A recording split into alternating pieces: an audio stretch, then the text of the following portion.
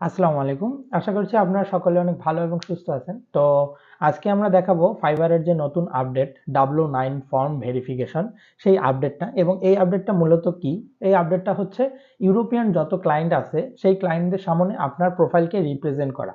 অর্থাৎ আপনার কোনো এক্সিস্টিং সার্ভিস দিয়ে তারা যদি সার্চ করে, আপনি যদি এই আপডেটটাকে ফিল আপ না করেন তাহলে আপনার প্রোফাইলটি তাদের সামনে আসবে না। সো আপনার অর্ডারের রেশিও কমে যাবে ইউরোপিয়ান ক্লায়েন্টদের কাছে।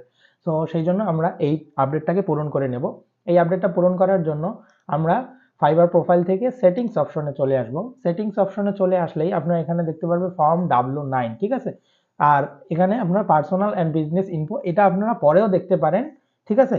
কারো কারো প্রোফাইলে নাও থাকতে পারে। সো না থাকলে আমি একটা লিঙ্ক দিয়ে দেবো, আপনারা সেই লিঙ্কটা থেকে এই আপডেটটাকে পূরণ করে নেবেন, তাহলেই হয়ে যাবে। সো প্রথমে আমরা ফর্ম W9-এ আসবো, এখানে ক্লিক করব।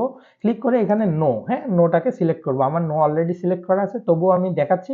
আমি ইয়েস ক্লিক করে আবারও একটা যদি নো ক্লিক করি, তারপরে আমার সেভ অপশনে আমি ক্লিক করে দিলাম। সো আমার কিন্তু প্রথম যে ফর্ম, সেই ফর্মের যে ভেরিফিকেশন সেটাকে কিন্তু আমি ডান করে দিলাম। সো এখন আমার ফর্মটাকে ফিল আপ করতে হবে। ফর্মটা ফিল আপ করার জন্য কি, আবার আমি সেটিংস অপশনে আসবো।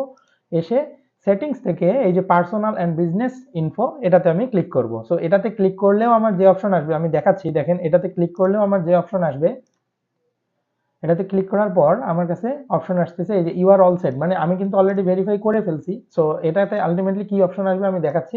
সেটা হচ্ছে এই যে ট্রেডার ভেরিফিকেশন, এই যে এই লিঙ্কটা আমি ডেসক্রিপশন বক্সে আপনাদের দিয়ে দেবো।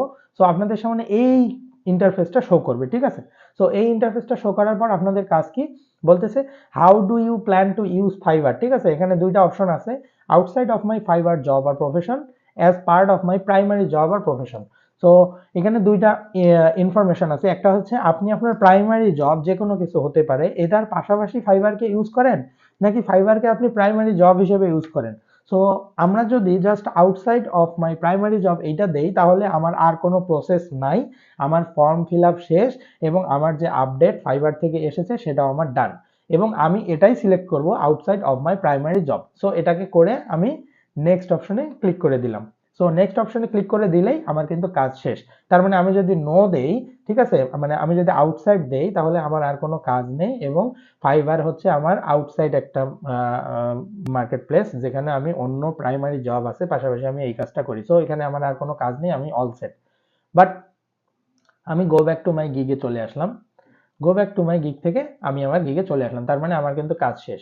এখন আরেকটা কাজ আছে, সেটা হচ্ছে কেউ যদি আপনার যদি as part of my primary job এইটা সিলেক্ট করেন, তাহলে কি করতে হবে, এইটা সিলেক্ট করলে আপনাকে কিছু পেপার সাবমিট করতে হবে। সেই পেপারের মধ্যে আপনার এনআইডি আছে, আপনার ফটো আছে, ঠিক আছে, এবং আপনার ফোন নাম্বার ভেরিফিকেশন আছে। সো চলেন দেখি, কেউ যদি এটা দিতে চান তখন আমাদের কি কি করতে হবে। সো আমরা প্রাইমারি জব যদি সিলেক্ট করি, নেক্সট অপশনে ক্লিক করব। নেক্সট অপশনে ক্লিক করলেই দেখেন আপনার বিজনেসটা কি রেজিস্টার্ড। আপনি যদি বিজনেসটা রেজিস্টার্ড, অর্থাৎ আপনার যদি কোনো একটা এজেন্সি থাকে, বা অনলাইন কোনো বিজনেস থাকে, বা ট্রেডারের কোনো লাইসেন্স থাকে, ঠিক আছে, এই ধরনের কোনো লাইসেন্স থাকে, ট্রেড লাইসেন্স থাকলে আপনি এটাকে ইয়েস করে দিতে পারেন, ঠিক আছে, অথবা সোল এমপ্লয়ি এইটা দিতে পারেন, অথবা আপনি আপনার বিজনেসের একজনই অনার, এইভাবে দিতে পারেন।